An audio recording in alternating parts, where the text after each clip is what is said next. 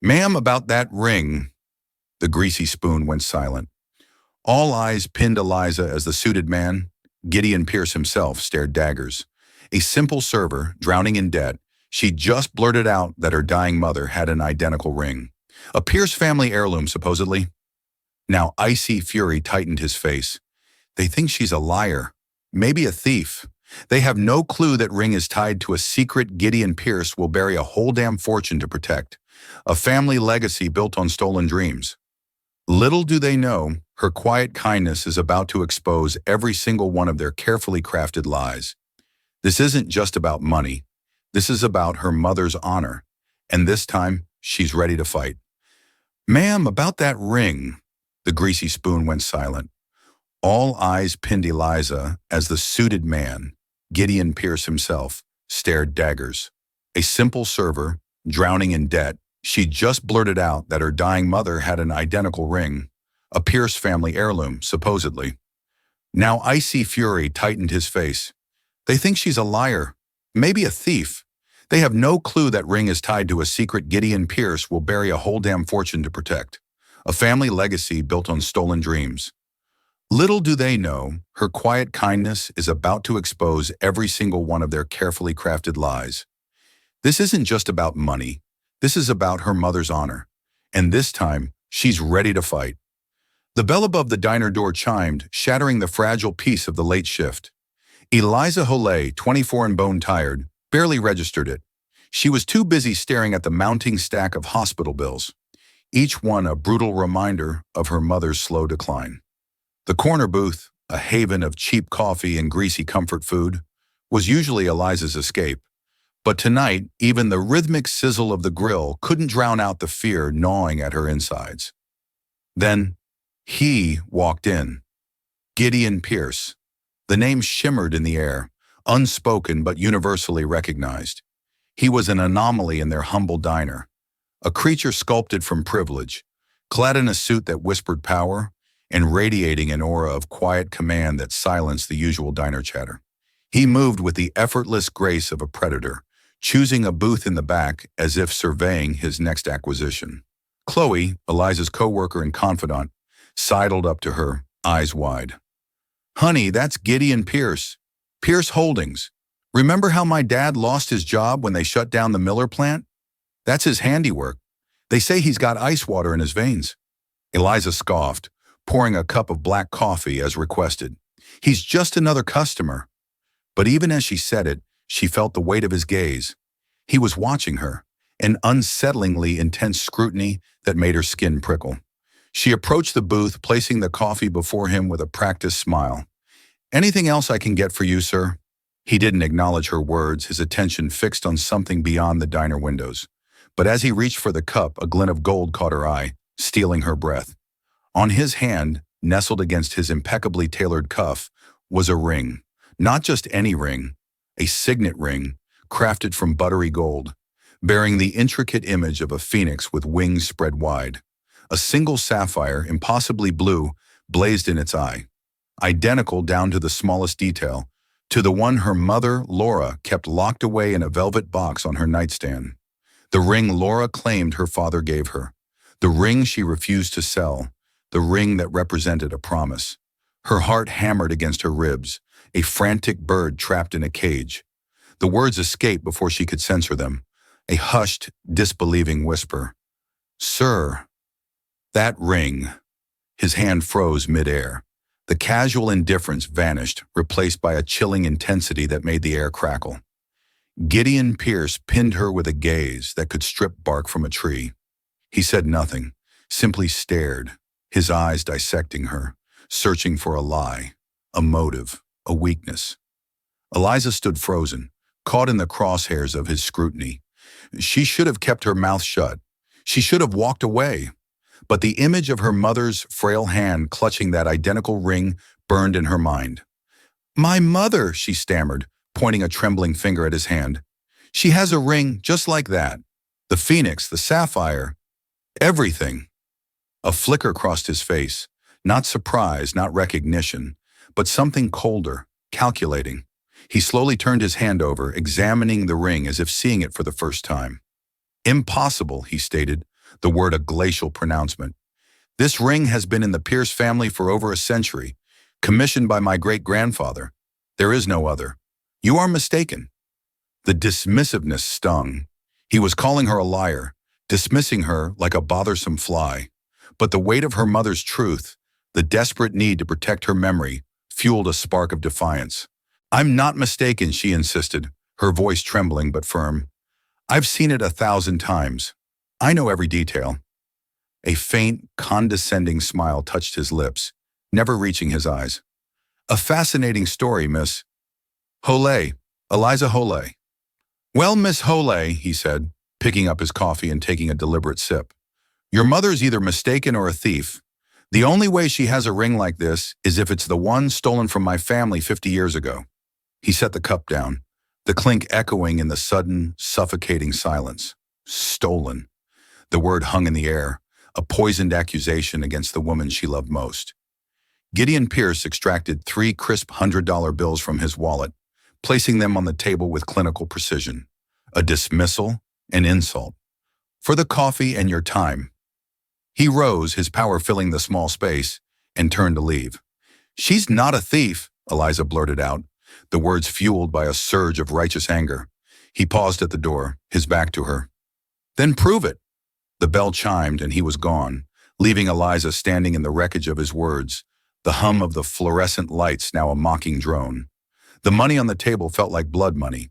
She hadn't just served coffee to a billionaire. She'd stumbled into his story, a story that threatened to consume her own. The drive to the hospital was a blur, Gideon Pierce's accusation echoing in her head. A liar or a thief. Preposterous. Laura Hole wouldn't steal a paperclip, but the fear persisted, a knot tightening in her stomach.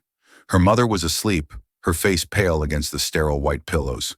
The rhythmic beep of the heart monitor offered a small comfort. On the bedside table, next to a glass of water and a worn book of poetry, sat the small, dark blue velvet box. With trembling hands, Eliza opened it.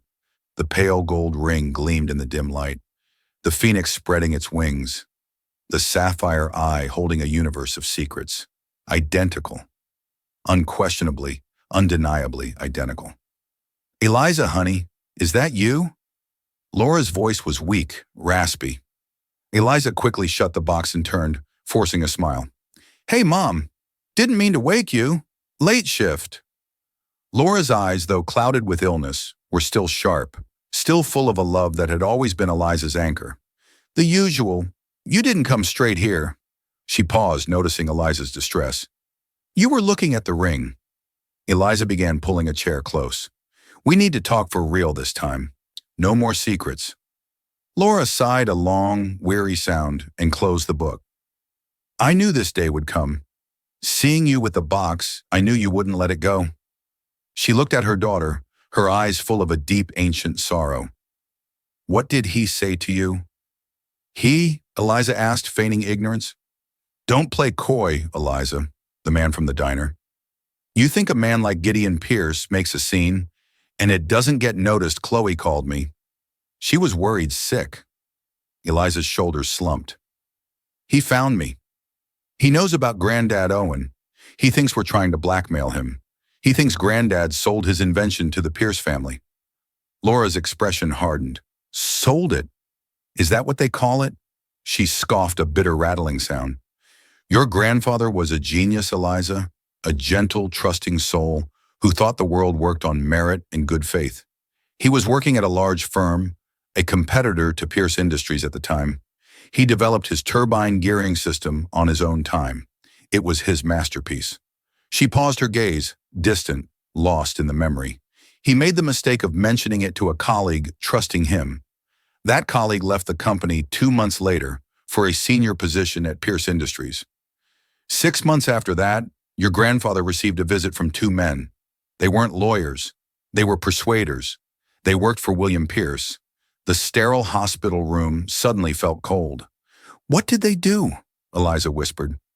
They didn't lay a hand on him, Laura said, her voice dropping. They were smarter than that. They laid out photographs on our kitchen table. Pictures of me playing in the schoolyard. Pictures of your grandmother leaving the grocery store. They told him what a beautiful family he had. and they told him it would be a shame if something were to happen to them. Then they put a stack of papers in front of him, a non-disclosure agreement and a contract assigning all rights to his invention to a shell corporation owned by Pierce Industries and an envelope full of cash. The story was uglier than Eliza could have imagined. This wasn't business. It was gangster tactics. He signed everything, Laura continued, her voice trembling. What choice did he have? He took the money because refusing it would have been an act of defiance, and he was too scared to defy them. We moved a week later. He was a broken man, Eliza. They didn't just steal his work, they stole his soul. He died 6 years later, but the truth is, they killed him that day in our kitchen. Tears streamed down Eliza's face. She finally understood the deep well of sadness in her mother, the fear behind her warnings. But the ring, Mom, Eliza pressed gently. Where does the ring come into it? Who is Daniel Pierce? Laura flinched at the name, a genuine, startled reaction. Where did you hear that name? Gideon told me. He said his great-grandfather had 2 rings made, one for himself and one for his brother Daniel, who was disowned. Laura was silent for a full minute, her brow furrowed in concentration. Daniel Owen never said the name Pierce. He only ever called him my friend, his only friend in that terrible time. She began to recount a different part of the story, one she'd never shared. After Owen was forced out, he fell into a deep depression. But one man sought him out, a man who introduced himself only as Daniel. He was a drifter, an outcast, but he had an artist's soul and a hatred for the kind of corporate greed that had destroyed Owen. He had heard what happened to Owen through the engineering grapevine. This Daniel Laura recounted told your grandfather that he too had been betrayed by a powerful family. He understood what it was to have everything stolen by your own blood. They became friends, 2 broken men finding solace in each other's company. Before Daniel left town for good, he gave Owen the ring. She looked at Eliza, her eyes intense. He told Owen this was meant to symbolize a shared dream between brothers. It was forged in hope and tainted by greed. It belongs to the wronged, not the wrongdoer. Keep it as proof that integrity has a value that money can't buy. One day the phoenix will rise for the right person. Owen cherished that ring more than the invention itself. It was a symbol that he wasn't alone in his suffering. So Daniel Pierce wasn't a traitor.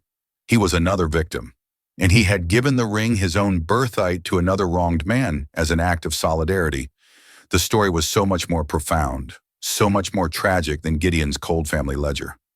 At the same time, Gideon was in his family's ancestral home, a sprawling stone estate an hour outside the city. He rarely came here. It felt more like a museum than a home filled with portraits of stern-faced ancestors. In the library, a room paneled in dark wood that smelled of old paper and polish, he met his cousin, Robert Pierce. Robert was a few years older, with a practiced smile and the easy charm of a man who had never worked a day in his life. He managed the family's charitable foundation, a role that required him to attend galas and cut ribbons. Gideon, to what do we owe the honor? Robert said, pouring 2 glasses of brandy, tired of the concrete jungle. I'm looking for information. Robert, Gideon said, cutting to the chase about great-uncle Daniel. Robert's smile faltered for a fraction of a second. Daniel, the black sheep, that old ghost story. What's gotten into you? I have reason to believe the story is true, and I need to know the details. The real details, not the sanitized version. Robert swirled the brandy in his snifter, suddenly looking thoughtful. Well, you know the legend. He was the younger brother, the artist, the dreamer. All Alaric was the pragmatist, the builder. Daniel apparently accused Alaric of stealing his ideas for the company's early successes. Tried to stage a boardroom coup. When it failed, he vanished, but not before stealing a valuable ring and supposedly selling company secrets to a rival. Robert sighed dramatically, a classic tale of sibling rivalry and betrayal. It's why the line of succession has always been so rigidly defined, to prevent another Daniel. This was the story Gideon had always known, but hearing it now, it felt thin, theatrical, a convenient narrative to justify Alaric's consolidation of power. And you believe that? Gideon asked. Why shouldn't I? It's our history, Robert said with a shrug. It's a bit dramatic, sure, but it explains why the family closed ranks, why Grandpa William was so aggressive in his business dealings. He was protecting the family legacy from vultures from another betrayal. He leaned forward, his voice conspiratorial. Why the sudden interest? Did one of his descendants crawl out of the woodwork looking for a handout? The question was casual, but the look in Robert's eyes was sharp, probing. Gideon felt a sudden instinctual distrust. Robert had always seemed vapid, but perhaps that was a carefully constructed facade. "It's a private matter," Gideon said, his voice clipped. Of course," Robert said, leaning back, the charming smile returning. "Well, if you want to dig up old bones, be my guest. The old family papers are in the West Wing study. Gramps Williams' private correspondence. Knock yourself out. Just don't be surprised if the ghost you find is uglier than you imagine." Gideon left Robert with his brandy and went to the study. The room was dusty, unused for years. He found the boxes of letters tied with faded ribbon. For hours he sorted through them, reading his grandfather's elegant cursive script. Most of it was business, but then he found a series of letters from the late 1960s addressed to his grandfather's head of security. The content made him feel ill. There were updates on the surveillance of a man named Owen Calloway, reports on his daughter's school schedule, his wife's daily routine, and then a final chilling memo. Subject Calloway has been neutralized, assets secured. He is no longer a threat. Neutralized, assets secured. Eliza Hole's story was true. It was all true. His family's fortune was built on theft and cemented with threats. The weight of the discovery was crushing, but as he continued to sift through the papers, he found something else, something that didn't fit either his story or Eliza's. It was a single folded note separate from the letters tucked into the back of a ledger. It was in his grandfather William's handwriting, but it was frantic, almost illegible. "He knows I found him. He can ruin everything. Daniel is the key. Must protect the name." The note was undated. Who was he? And who was our Robert? It seemed too convenient. And what did it mean? Daniel is the key. Daniel was supposed to be a ghost, a long-vanished traitor. But this note, written decades after Daniel's disappearance, spoke of him as a present active threat. Gideon stood in the dusty, silent study, holding two conflicting testaments. In one hand, the sordid truth of his grandfather's crime against Owen Calloway. In the other, a cryptic note that suggested a deeper, more complex conspiracy was at play. The story was no longer just about his grandfather and Eliza's. There was a third player, a hidden thread, and the name of that thread was Daniel. The discovery of his grandfather's note threw Gideon into a state of focused obsession. He knows RH found him. Daniel is the key. It was a cipher, and Gideon knew he couldn't crack it alone. The animosity between him and Eliza had melted away, replaced by the grim reality that they were the only two people with a stake in the complete truth. He found her where he knew she'd be, in the hospital cafeteria, staring into a cup of coffee with the same haunted expression he saw in the mirror. He sat down opposite her, placing a thin file on the table between them. "Your mother was right," he said, his voice devoid of its usual authority, filled instead with a quiet gravity about everything. "The threats, the coercion. My grandfather put your family through hell." He pushed the file forward. It contained the copies of the surveillance reports on the Calloway family. "This is the proof." Eliza opened the file, her hands trembling as she read the cold clinical descriptions of her mother as a little girl being watched. Her face palled. She looked up at him, her eyes wide with a mixture of vindication and horror. "Why are you showing me this?" "Because my story's falling apart, and so is yours," Gideon said. "There's more to it." He told her about the note. "Daniel is the key. It was written by my grandfather William, long after your grandfather was silenced. He was scared of someone who knew the truth about Daniel." Eliza frowned. "But Daniel gave my grandfather the ring. He was an outcast, a victim like Owen." "That's what he told your grandfather," Gideon counted. "But what if that wasn't the whole story? What if Daniel's disappearance wasn't just about him being cast out? We have two stories, yours and mine, but they're both based on what we were told by people who were themselves betrayed or lying. We need a primary source, an objective truth." Where do we find that? Eliza asked, the weight of a multi-generational conspiracy settling on her shoulders. The rings, Gideon said, a spark of inspiration in his eyes. They're the one constant. They're the origin point. My great-grandfather Alaric commissioned them from a Parisian artisan, Michel Dubois.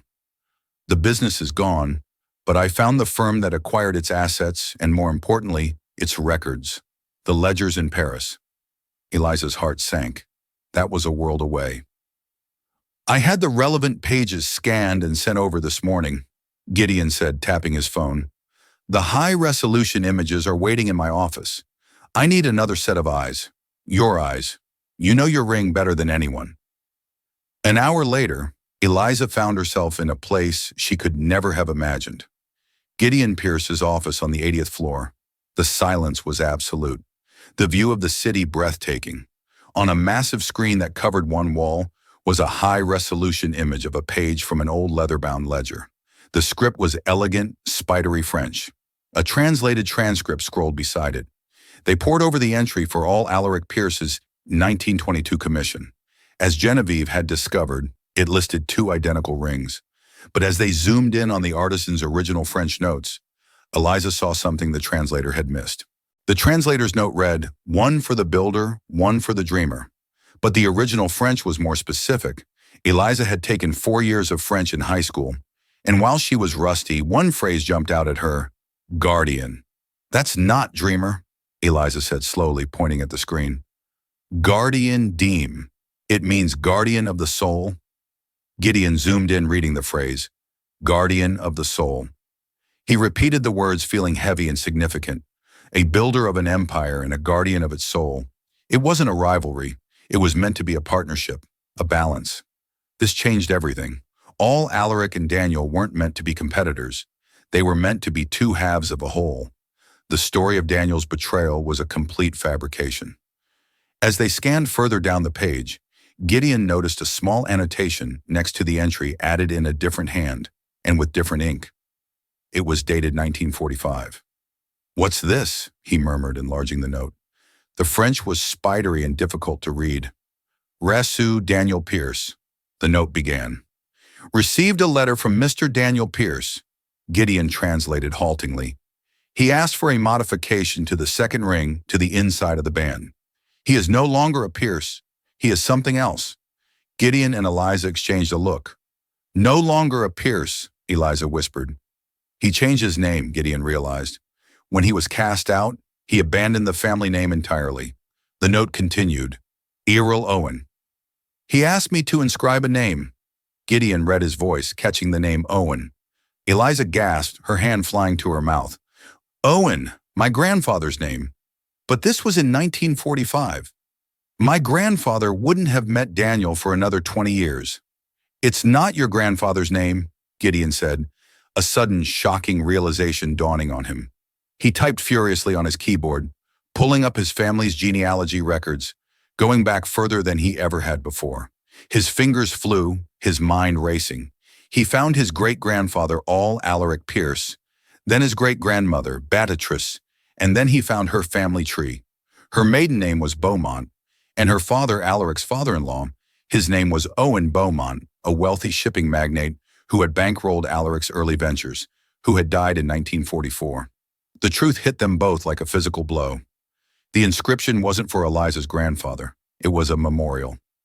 The ring, Eliza breathed, piecing it together.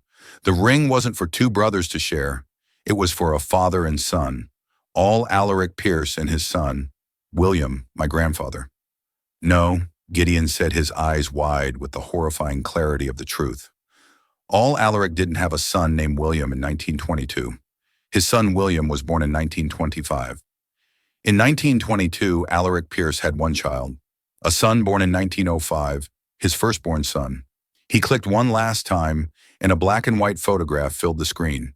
It was a formal portrait of 2 young men, both handsome and proud. One was clearly a young Alaric Pierce. The other, the dreamer, the guardian of the soul, was his brother. Underneath the photograph was the caption, Alaric and Daniel Pierce, 1921. And beneath that, in the official genealogical record, was the final devastating piece of the puzzle. The entry for Daniel Pierce listed his full name, Daniel Owen Pierce. Daniel was the Owen the ring was inscribed for. It wasn't a memorial to his father-in-law. He was reclaiming his middle name, the only part of his identity his brother couldn't take from him. The twist was so profound, so complete, that the room fell silent. The entire family history was a lie. Daniel wasn't the younger brother. Based on his birth year, he was the older brother. He should have been the heir. All Alaric was the younger son, the builder. And William Pierce, Gideon's grandfather, wasn't Alaric's only son. He was the second son. Daniel was all Alaric's firstborn. No, wait. Gideon looked at the birth dates again. Daniel, born 1905. William, born 1925. That couldn't be right. They weren't brothers. Alaric and Daniel were brothers. But William wasn't Daniel's brother. He was his nephew. The story they'd been chasing was wrong. The players were wrong. Eliza's grandfather hadn't met a random outcast. He had met Daniel Owen Pierce, the true disinherited heir to the Pierce fortune, and Daniel hadn't given him a token of solidarity. He had given him the ring, his own ring, inscribed with his own name for safekeeping. It was a piece of evidence, a dormant claim to an empire. And William Pierce, Gideon's grandfather, hadn't just stolen an invention from Owen Callaway. He had done it to suppress a man who had been in contact with the one person on earth who could challenge his own father's and therefore his own legitimacy, his uncle Daniel Pierce. The note he knows? Found him. Daniel is the key, snapped into focus. He was Owen Callaway. R was likely Robert's father or grandfather, another part of the conspiracy. And Daniel was the key because his existence and his connection to Callaway threatened to unravel the foundational lie upon which William Pierce's entire life and fortune were built. They hadn't just silenced an inventor. They were silencing a witness. The truth pieced together from the artisan's ledger was more corrupt than they had ever imagined.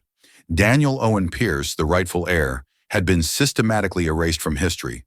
Gideon's grandfather, William, had silenced Owen Callaway, not over a simple invention, but to bury the foundational lie of their family's power.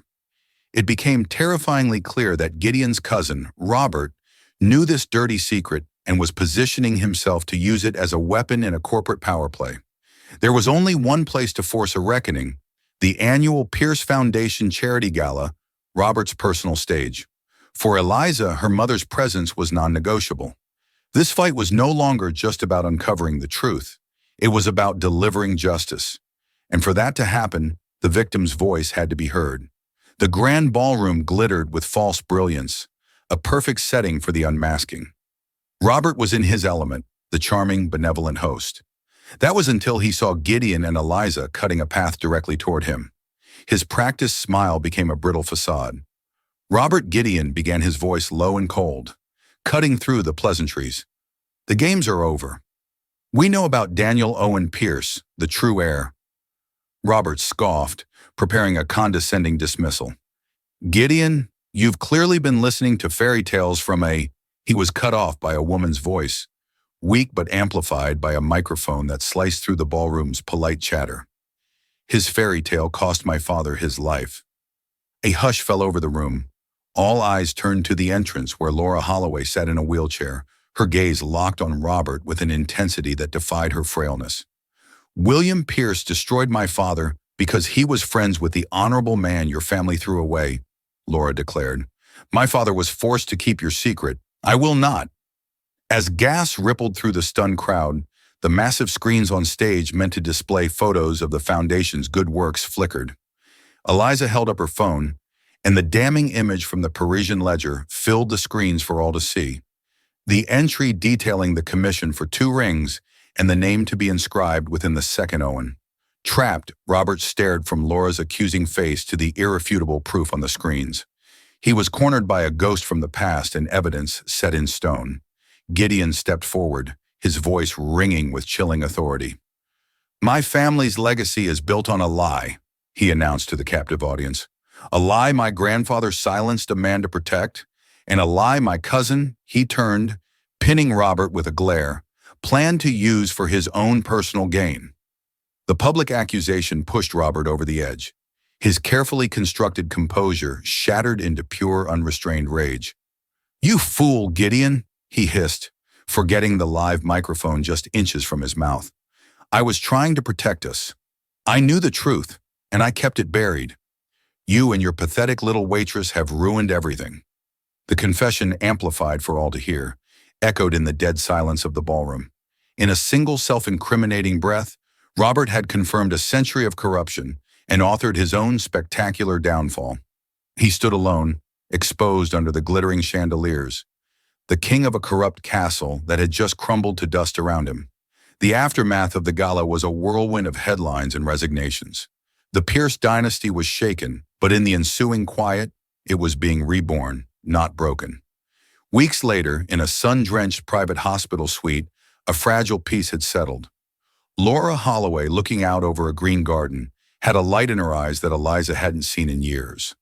The weight of a lifetime of secrets had finally been lifted. Gideon Pierce entered the room quietly, no longer an untouchable tycoon, but a man humbled by the truth. He didn't offer empty apologies. Instead, he placed a leather-bound document on the table beside Laura's bed.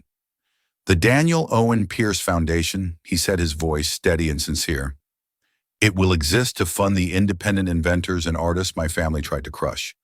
A significant portion of my family's fortune will serve as its endowment with the estate of Owen Calloway as its first honorary beneficiary."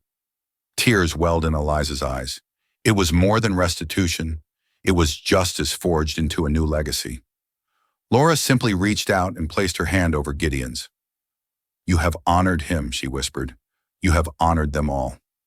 Gideon then looked at Eliza, pulling his own phoenix ring from his finger and placing it next to the one that had started it all. The two rings, twin flames of pale gold, lay side by side, finally reunited. "One for the builder, one for the guardian," he said, his gaze locking with hers. "I can rebuild the company, but it has been missing its soul for a century. Help me bring it back, Eliza." It was an offer not of money or power, but of purpose. Looking at the two ring symbols of a promise finally kept Eliza saw a clear path forward. "Yes," she said, her voice firm and her heart full. "Let's give them a legacy to believe in." A single sentence in a late-night diner set in motion a chain of events that rewrote history. Eliza Holloway, a waitress who fought for her mother's honor, proved that the truth, no matter how deeply buried, has a power that no fortune can suppress. And Gideon Pierce, a billionaire trapped in a gilded cage of lies, discovered that true wealth isn't about what you inherit, but about the integrity you choose to build. Their story reminds us that every family has its secrets, and that it sometimes takes the courage of an outsider to bring the truth to light, allowing the phoenix to finally rise from the ashes. If this story of truth, justice, and the incredible power of one person's voice moved you, please give this video a like and share it with someone who appreciates a story that's more than just fiction. Don't forget to subscribe to our channel for more true-life dramas that will stay with you long after the screen goes dark. Click that notification bell so you never miss an upload. Thank you for listening.